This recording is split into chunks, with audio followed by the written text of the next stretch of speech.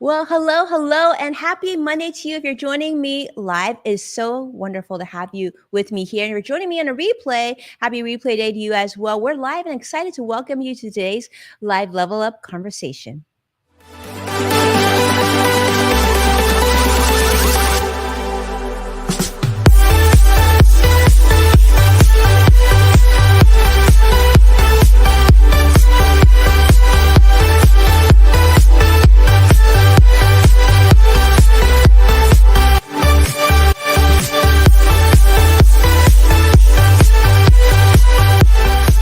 Welcome to Level Up with Winnie Sun.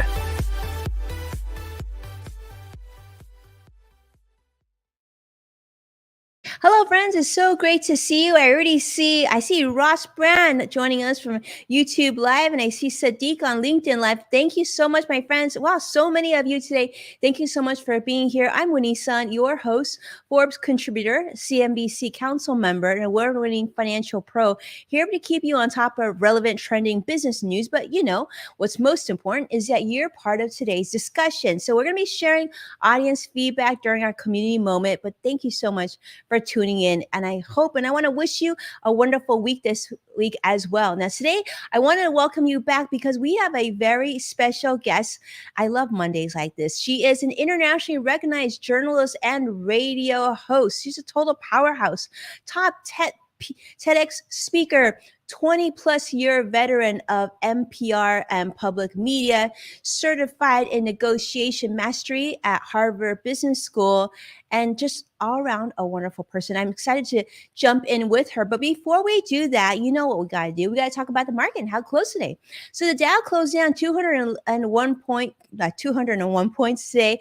NASDAQ down 53 points as well. The S&P, well, just shy of 2 points down, but certainly negative across the board. Stocks unfortunately fell today once again. NASDAQ down, S&P all off, as all the major indexes here in the United States continue the losses experienced last week after a Federal Reserve Chairman Jerome Powell firmly announced that, in fact, the Fed intends to adjust policy as needed, and they're determined to bring down inflation. Now, certainly investors are a little skittish about this. This would include, of course, speeding up interest rate hikes, as we saw last week was sort of the first one at 25 basis points. But who knows? Who knows what this year will be? We've already been hinted that 6 increases of interest rates are expected this year alone. And we just don't know how quickly that will be or if that's the end of that. So today's guest, let me just bring on up Celeste. How are you? Welcome to the show. Thanks. It's so great to be here. Well, it is such a treat to share this stage with you. I have been following you, Celeste, for quite some time. And I got to tell you, when I read your bio, I was thinking to myself, she must literally be one of the busiest people that I have yet to meet. Because your bio is incredible. Thanks. I mean, I think I think I've actually gotten to the point in my life where I've learned how to juggle things enough so that I really retain all of my leisure time. That was not all true for most of my life, but I spent a long time really studying how to avoid burnout. And so, yeah, I get a lot done, but I still have tons of time to just do lots of, sort of meaningless tasks. I have lots of hobbies. I garden, I get plenty of off time. I love that. I garden too. I love this. Well, for those of you who are new to Celeste, let's just say she's an internationally recognized journalist, radio host, professional speaker, author of the best-selling book, We Need to Talk, How to Have Conversations That Matter and Do Nothing, How to Break Away from Overworking, Overdoing, and Underliving.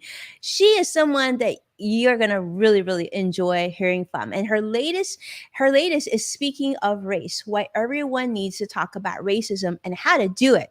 Now, her TEDx talk, 10 Ways to Have a Better Conversation, has been viewed over, get this, 26 million times. 26 whopping million times. Celeste's talk, I'm sure it's even bigger now. Celeste's talk is one of the 10 most watched talks posted on TED's homepage, and she has had a 20+ year career in public radio and has been the executive producer of On Second Thought, a regular guest on NPR and American Public Media, and she's the host of Newsweek's debate podcast and so much more. But last but not least, Celeste is also the president and CEO of Headway DEI, a nonprofit that works to bring racial justice and equity to journalism. It is such a treat, Celeste, to have you with us. When you hear that, I mean, honestly, for those of you who are just meeting Celeste for the first time, that's probably a third of her entire bio. But I think it gives you a good feel of just how incredible this person is. So tell me, Celeste, we got to start from the beginning. Tell us, if you don't mind, sort of the backstory of how you got to where you are today. We know you've had an incredible career in journalism, but how did it start? Tell me from the beginning. Even when you were younger, did you think that this is something that you wanted to do when you grew up? No, I never wanted to be a journalist. I'm actually all of my degrees, my master's degree and all that are in opera. I'm a professional opera singer, but I needed a day job. Musicians have to have a day job, so I accepted a job hosting a classical music show on the weekends for a public radio station. And from there, they just kept offering me free training to do reporting, to do culture reporting. And, I don't think you should ever turn down free training, give it a try. So I did that, and it just turned out to be something I was really good at and enjoyed. And so the career grew from there. And I had to get my training on the back end rather than having that as my degree. I ended up just constantly taking fellowships and training programs and continuing to grow in the career. So that's how that all got started, was basically saying yes. Saying yes at the right time and not saying no to free training. I love that. I think if anything we learned from that answer right now is the importance of not only, saying yes to opportunities, but being open to improving our skill set. I love that. Your TEDx talk, 10 ways to have a better conversation. This was incredible. Celeste, I've seen this on YouTube. Wow. I mean, incredible. I mean, I'm guessing that even for you, this might have surprised you just how big and how much this resonated with so many across the globe. Let's start with that. Were you surprised by how well this was received? Yeah, I mean, that's a good guess because I had no idea. I mean, if I'd known it was going to have 26 million views and plus, I would have put makeup on.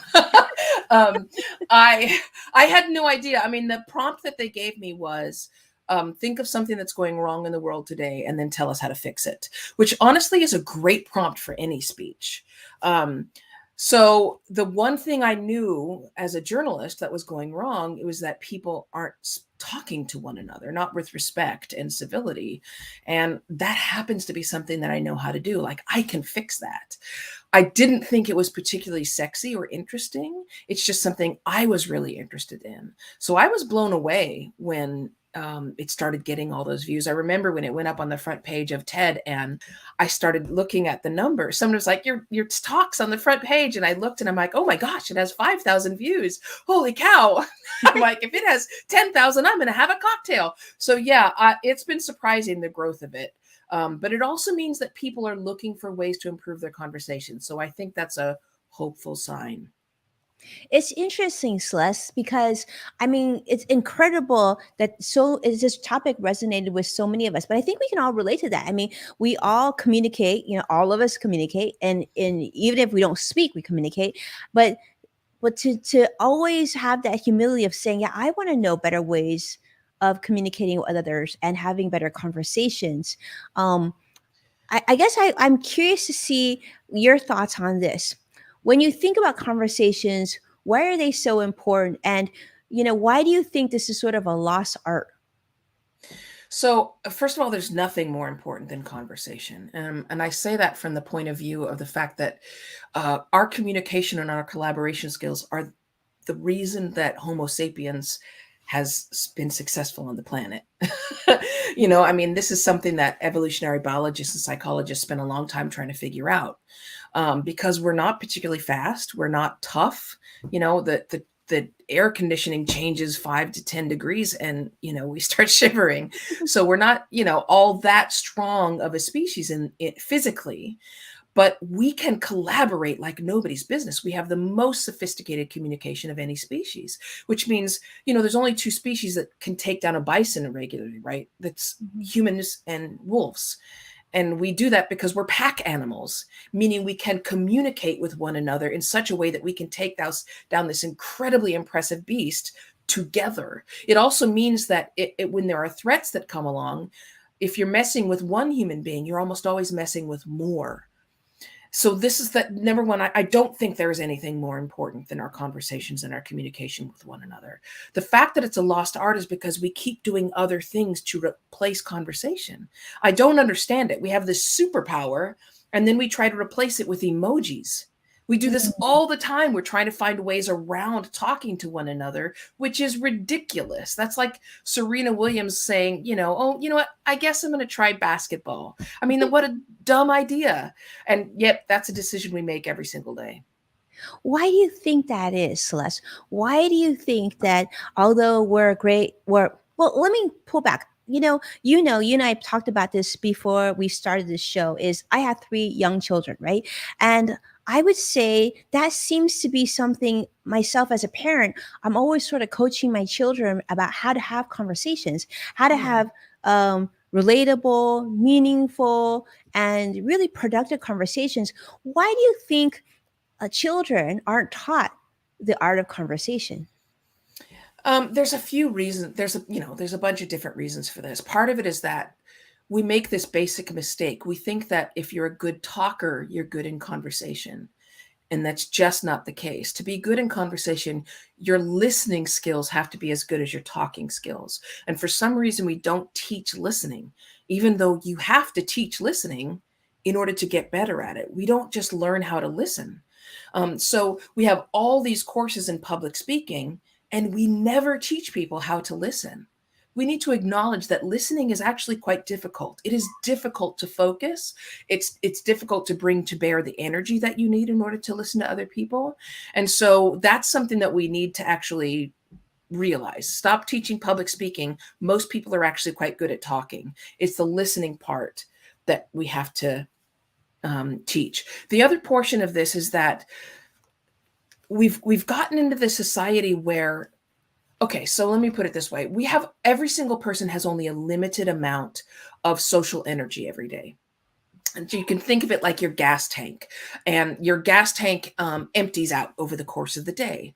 We are spending that social energy on the wrong things, meaning that, let's say you go on social media. Social media is super great tool in some ways, but in terms of giving you back all that great biofeedback that lifts your mood and sparks up your brain and gives you and lowers your heart rate, lowers your stress levels, you don't get that from social media.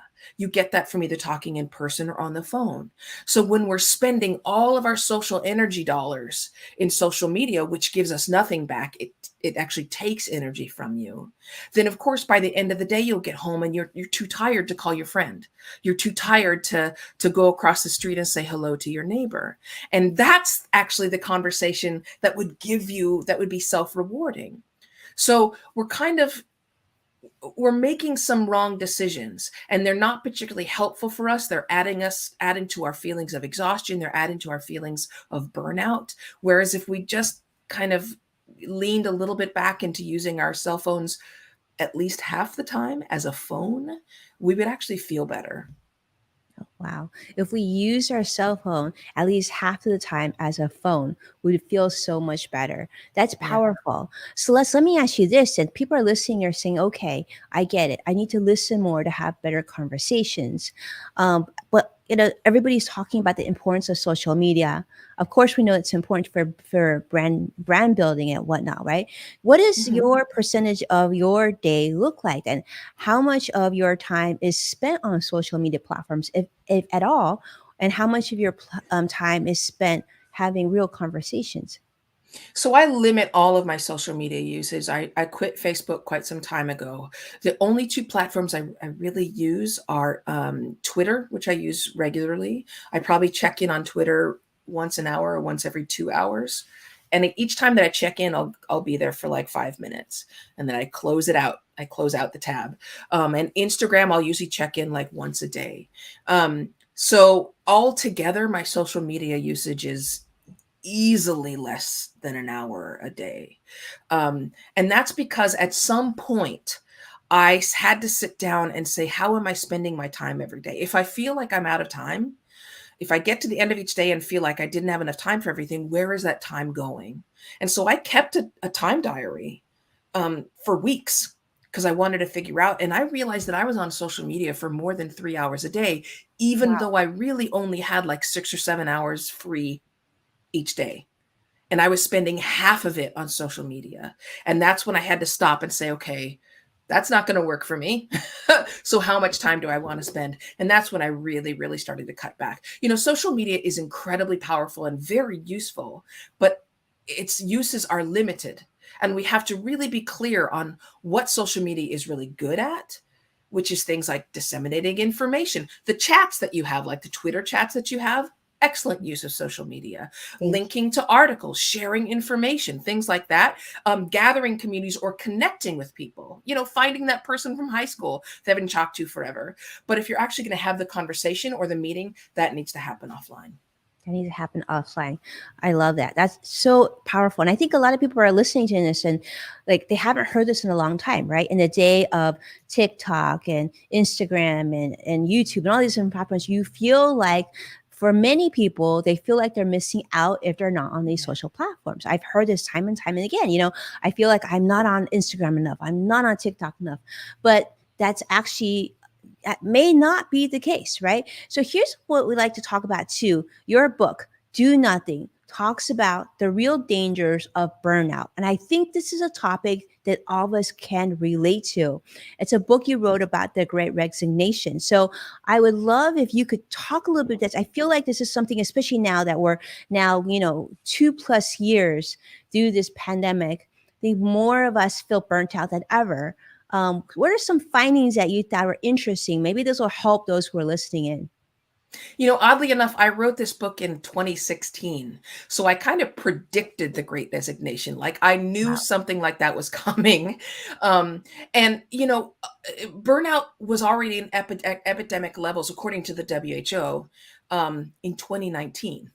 Mm, Pre-pandemic, and we made the wrong decisions during the pandemic. We made decisions that actually added to our feelings of exhaustion and burnout rather than made us feel better. So it's time for a real examination of our work. Let me ask you this, Winnie. mhm. Let's imagine, let's do a thought experiment here, and let's imagine an accountant, right, in 1975. Okay. And the amount of tasks that accountant has to do, there's no internet, there's no widespread, so obviously that job is going to take him quite a while, right? Mm-hmm. So since that time, he maybe worked his 40 hours a week, but he went home, and at the end of the day, he was done. He saw Right. his kids, he went on, he wasn't connected, he didn't have Slack, he didn't answer emails, at 9 p.m. on a Saturday.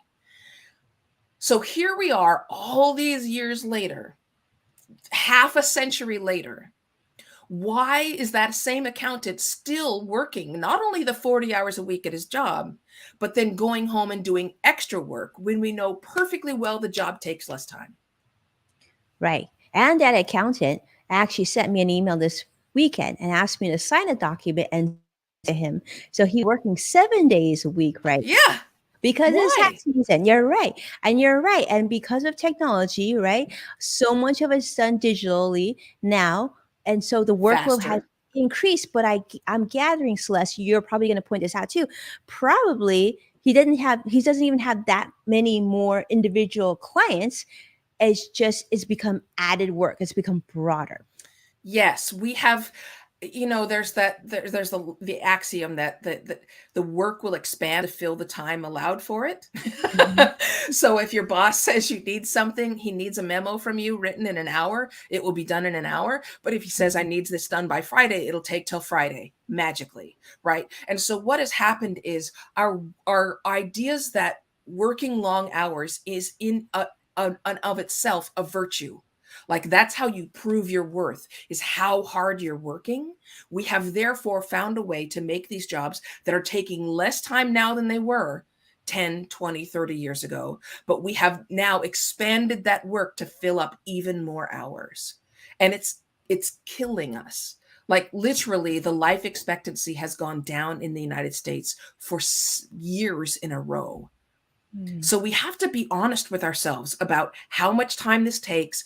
Why is our jobs taking longer? Is it because we're so distracted? Is it because we never get into deep focus and are able to really get one thing done at a time?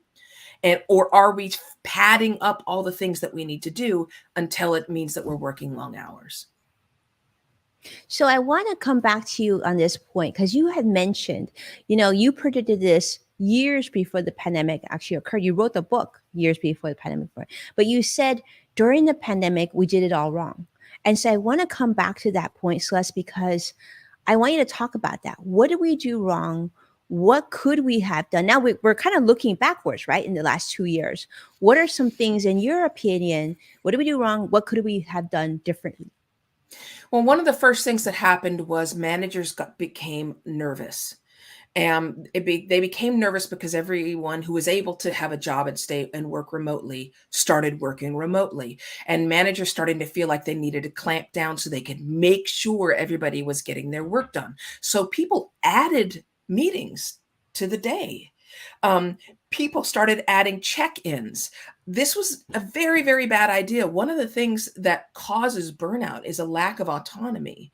And so making people feel even less autonomous, less independent, and more like you're constantly looking over your shoulder was a terrible idea. Adding more meetings was a terrible idea. Even before the pandemic, most people said that the vast majority of meetings they have last too long and get nothing accomplished. And so adding more to that, awful. Plus, we were doing them all by Zoom. Now, Zoom is fine, but it has to be extremely limited. One of the things that we know from the research that has come out over the past 2 years, and some of this research is came from Microsoft, excellent. They kept brain scans of people while they were on Zoom calls, etc. So we know Zoom fatigue is not just a feeling, it's a real neurological condition. There are a lot of reasons, which I won't bore you with, on why Zoom is particularly exhausting to the brain and the body, but it is. And yet we were having people online going from one Zoom call to another Zoom call to another Zoom call, and then we're shocked that they're burnt out. Another reason, and frankly, I could go in on this at a long time. Another reason is that we allowed our work to claim our entire homes. So people would have their laptop at home and they would move from room to room to room, just carrying their laptop. This is a terrible idea. Essentially, what you're doing is you're training your brain that every part of your home is for work, meaning that there is no part of your home that you can go into and you can relax. Your brain will remain on alert and ready to react to notifications, ready to react to emergencies everywhere in your house, even in your bathroom, because let's be honest, people take their phones and their laptops even there. Wow. So that it ended up with people not working from home, but living at work. I mean, if you are having trouble with insomnia, for example, one of the first things that a sleep doctor will tell you is do nothing in your bed but sleep, because you need to train your brain that the bed is the place for sleep. This is the exact same concept with where you work in your house. You need to choose a place in your home, which is where you work. That's where you take work calls. That's where you check work email. And everywhere else in your home needs to be the place where you do not work. These are just a few. I mean, we made even more mistakes than that, but this is just a few of the mistakes that we made, and it's adding to people's feelings of exhaustion and being overwhelmed. Wow. And it makes perfect sense when you frame it that way, Celeste. One thing that you had mentioned earlier that I want to circle back on too is you said, well, if you say, well, you have until Friday to finish this, you'll literally take all up until Friday to finish it. If you say I need it within the hour, you'll get it back within the hour. So let me ask you this, for that responsibility of burnout, right? How much of it is the individual's responsibility? How much of it is management's responsibility to make sure, like, you just don't overgo on meetings, right? Zoom fatigue and everything else. What are your thoughts on that? I think the vast majority of people's burnout and exhaustion is neither the managers or the employees, it's the system. One of the things that surprised me when I started doing research for the book, Do Nothing, was I kept peeling back the onion. The vast majority of people are ready to blame the burnout epidemic on technology. It is not technology's fault. It's not social media's fault. That social media and technology have made it easier for us to indulge this addiction to productivity, but the cause goes back to the industrial revolution. The cause has roots that are 250 to 300 years old, meaning that we have continually built on this idea that work is its own reward.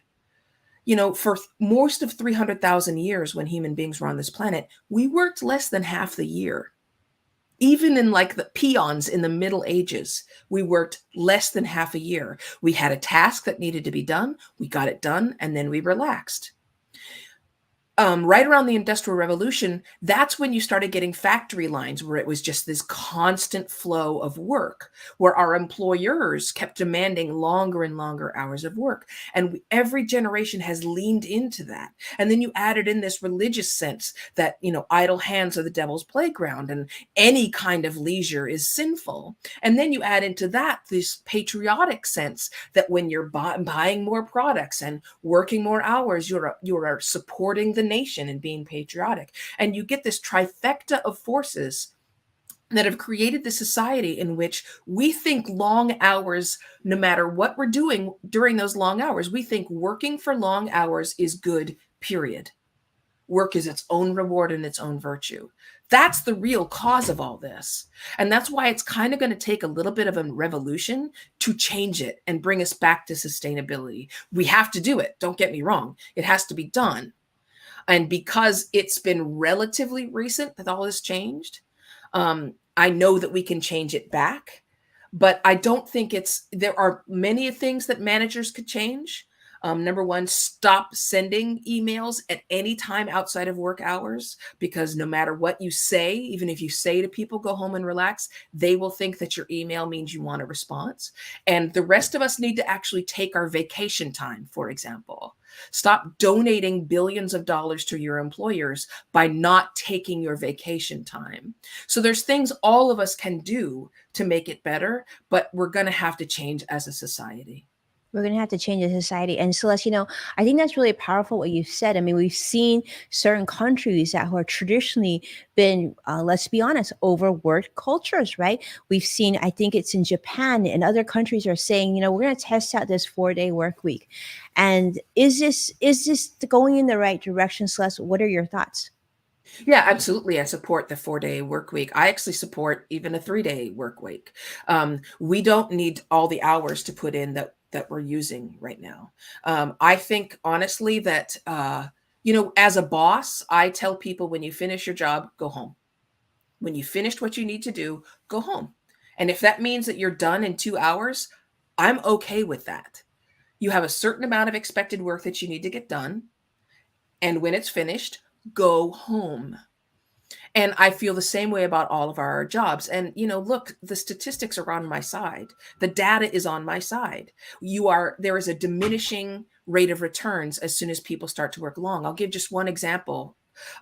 They followed a large group of scientists around for a very long period of time to see how they were productive, how many hours they were putting in at work, et cetera, et cetera. And they found that the least productive of them all were those who put in long hours. In other words, 50, 60, sometimes 60 plus hours. They were the least productive. They were working more hours and getting less done. Why? Because the human brain can't work for that long and not make a lot of errors and not lose a lot of its creative thoughts and not lose its innovative thoughts. The most productive were those who worked between 12 and 20 hours a week. 12 and 20 hours a week. Yes, they were the most productive. So if we were talking about a 4-day work week, Celeste, that's like 5 hours of true work hours a day, right?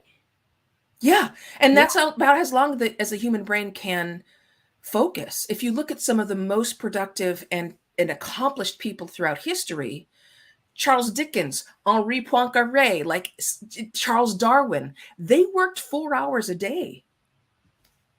for 4 hours a maximum day. 4 hours Yeah. a day. I'm hearing you. But then there's others that are saying, well, how can we do this, right? We're looking at record levels of inflation. We're looking at crazy, expenditures because of the pandemic. And then employers are saying, well, I have record levels of student debt. How am I going to get all this paid if I'm also paying attention to my optimal brain capacity work, like yada, yada, right? What do you say to that, Celeste? Well, I say you don't cut somebody's pay because they're working fewer hours. A job is a job. You pay them for the job. And if they're getting that job done, it really shouldn't matter. This idea that the butt in the seat has value to you as an employer is very 19th century. Get into the 21st century. That the hours that your employee is spending in the chair has nothing to do with how good their work is and whether they're a good employee. Pay them for the job, not how many hours they're there. We're not on a factory line. Right. Yeah, Absolutely. change with the times. Change with the times. I love that. I remember, Celeste, it wasn't that long ago in the financial industry and the firms that I would, especially those big firms, it would be always like, if you leave before this time, then don't bother coming back tomorrow. I remember my manager used to say that, I better see you here until 7, 8 o'clock making those cold calls, because otherwise, forget about coming in next week. But it's like your brain can only take so much. And I love what you said, that, the hustle culture, truly problematic. You've indicated that much as well. You're saying 3-day work week, 4-day work week. I think a lot of us listening right now, like, can Celeste just make this happen already? Because I think I wish. we all agree, right? Yeah, and I agree with you. I mean, at a certain time, we just get so burnt out, we can't function. We might be able to pull it off for a short amount of time, right? Maybe a few weeks, but at some point, it's going to catch up. And what you said, in the past, people would work maybe half a year, right? They would work when things, grew in the fields, and then they would take their rest.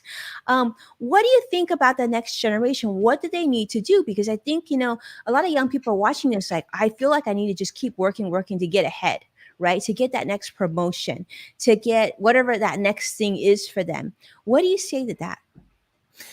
First of all, I have a lot of optimism about the millennials and especially Gen Z. They have a lot. I'm Gen X. Gen Z especially has a lot less tolerance for the BS that we put up with, and they seem to understand that there are things that are more important, that they need to focus on, things like well-being. Again, I was talking about the fact that life expectancy has gone down in the US for years. The doctor that was the lead author of the report from, I think, 2019, when they asked this doctor why the life expectancy was declining in the US, he said despair. And I think the younger generations at this point are feeling that despair, perhaps more than older generations, because things are so stacked against them. And I think that they're beginning to realize that well-being, if you don't have well-being, almost nothing else matters. We just, our management structures are stuck in a 19th century mindset. They have done studies. For example, they studied a large marketing firm in New York, excuse me, and realized that the managers actually couldn't tell which employees were working for 50, 60 hours a week and which employees were leaving at 38.5. They couldn't tell. Which means that whole idea, what you were talking about, which is so common, of don't, if you can't stay here until 7 p.m., don't bother coming tomorrow. That's crap. They can't tell based on your work, the quality of your work, or how much you get done. They can't tell who's there and who isn't. So come on, let it Yes. go. I think the younger generations are beginning to understand this. And I think the great resignation and the fact that there's a work shortage in the United States is a reflection of that. That people at this point are like, look, I'm not going to put up with it. Yeah. Well, let me ask you this, Celeste. People are watching this and thinking this. I think a lot of people are wondering. I know there's been, I think, just last week, Goldman Sachs had an announcement saying that they expect everybody back in the office 5 days a week. We also see the great resignation. We see people wanting that better quality of life, that hybrid or working remotely. I know several people that I've met would say, I took this job because they embrace remote work. What are your feelings about that? How important is it to be all in the same space? Do you think the future is hybrid? Do you think the future is remote? Do you have a sense of what that would be like? Do you think which one would be better than the other for your brain? I think understanding that every job is different, and so everyone's going to find their own unique solution. I do think that hybrid in general is probably the way to go. Forcing people to go back into the work every day, workers have made their views clear. They don't want to do that. So forcing them to do that is a level of aggression on an employer's part, which is counterproductive. Yeah, I guess you can force people to do that, but one of the things that is a symptom of burnout is cynicism. Once your employee goes into burnout, you've got trouble. Not only they're either going to be not productive for a very long period of time, or they're gonna leave. And turnover, every business person knows that turnover is extraordinarily expensive. So Goldman Sachs, I roll my eyes at you. You are smarter than this. Don't do this. This is a bad idea.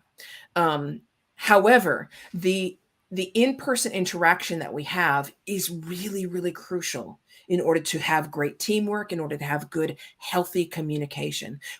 When you don't have any kind of in-person hours, you end up overusing Zoom, which, as I've explained, is extraordinarily exhausting to the brain.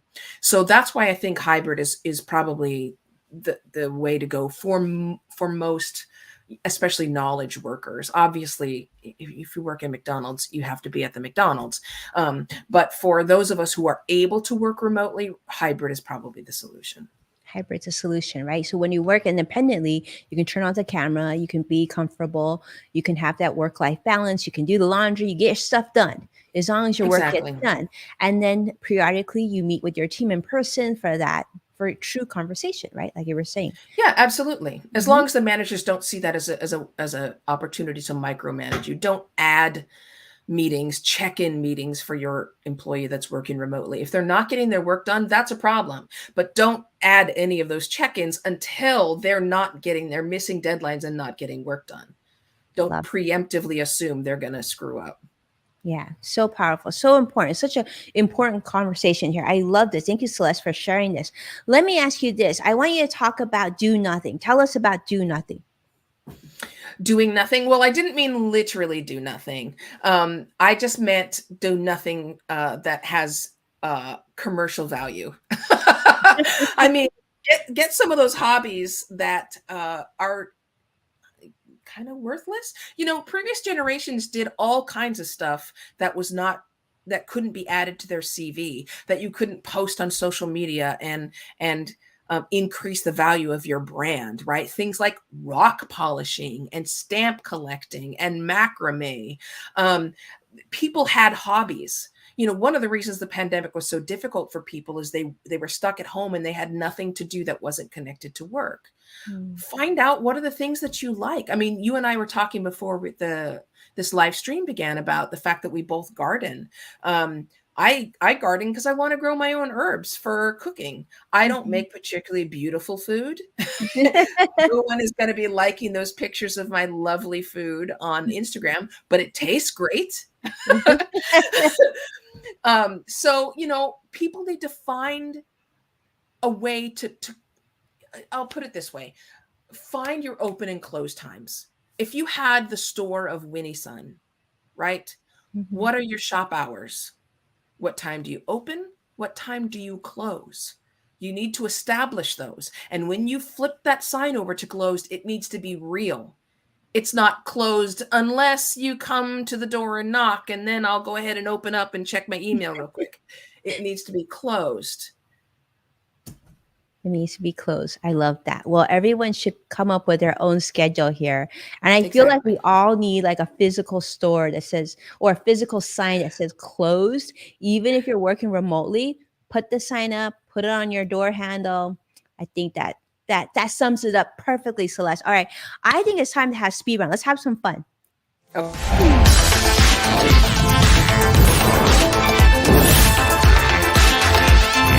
Speed round.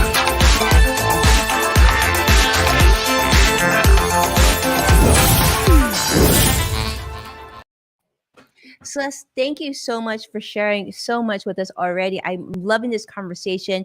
You know, my first question to you, of course, we give you two questions in 2 minutes. In your case, I'm almost giving you almost three questions because I want to ask you so much. But the first question is, you know, you've interviewed and talked to thousands of people in your lifetime. If you could pick still someone that you haven't had a chance to talk to yet, but would love to, who would that be? And the second part of my question is, Celeste, what's your favorite question to ask guests? So probably the person I would want to talk to is Michelle Obama. I think there's a lot of questions for her in terms of trying to remain sane in an essentially insane arena, which is what she did for 8 years. We all knew she didn't particularly enjoy having to be involved in politics, and yet she rose above so beautifully. Plus, there's the fact that she's a Black woman in America, so the odds were stacked against her. I have a ton of questions for Michelle Obama. Never gotten the chance to interview her. And my favorite question to ask to people is usually the very last one I ask, which is, what should I have asked you that I didn't? What did I miss here? Or what did you come prepared to talk about that you haven't had a chance to talk about yet? That's my favorite one because people surprise you with what they say they wanted to be asked about. I love that question. I might have to borrow that. That's a brilliant question. Absolutely. I should ask you that. What did I not ask you, Celeste, that I should have asked you? Probably you could have asked me how well I dealt, since I have all this advice to people about the pandemic, how I dealt with it, because I'm a work in progress and I messed up as much as anybody else did. So tell us, But how did yeah. you deal with the pandemic? We want to know. Well, most of my living as of 2019 and supposedly in 2020, I make from my public speaking. And so when the pandemic began, I lost somewhere between $250,000 $300,000 in canceled and rescheduled events. So I made the wrong decision. In order to stay afloat, I sort of panicked and I started taking I took too many jobs. And then I started juggling them and I became really, really quickly overwhelmed. So it was about halfway through the pandemic that I started realizing, wow, it was my fear. I allowed my fear to take over, and my fear was making my schedule, and I need to calm down, be okay, and start saying no and canceling things. So, here I am on the other side of that. I'm able to smile and be happy about it because I have pared down my schedule quite a bit. But yeah, I muffed it up at first. Oh, I love it. Well, just to show if even Celeste can muff it up, then we all need to give ourselves a little grace because we all do it too. All right. Yeah. So this kind of segues perfectly to my second question, Celeste, and that is that, I do believe, and I'm sure you believe, we all believe that everyone has their own yes factor or AKA superpower. I want to know, what would you say that yours is? So I think that my superpower is being able to explain very, very complicated things in a really simple, understandable way. So I think this is something that made me a better journalist, that I was able to sift through sometimes really complicated stories on war and on economics and on complex systems and systemic racism, et cetera, et cetera, et cetera, political systems. And I have a gift for boiling them down to the essential components, what the story is really about, and then explaining it in a way that people can understand and then find relevant for their own lives. This is super important when you're having to read a lot of scientific studies.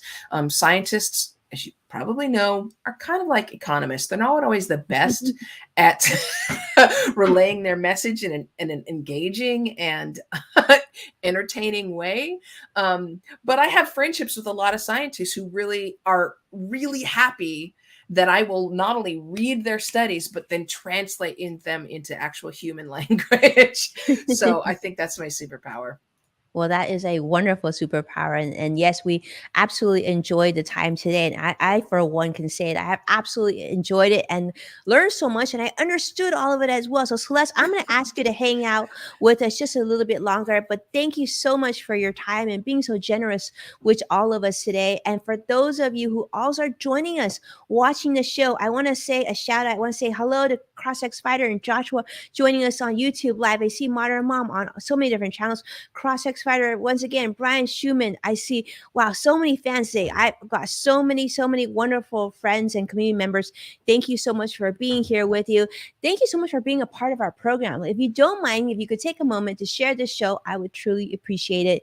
And as a reminder, you can find full episodes of Love Up with Winnie Sun on NASDAQ, KBCW, Amazon Fire, Roku, and so many other places. And we're excited to share that Yes Factor, our brand new podcast, is now available on most podcast platforms in conjunction with LinkedIn Podcast Network. So please tune in. Be well. I can't wait to see you again tomorrow. Take care now.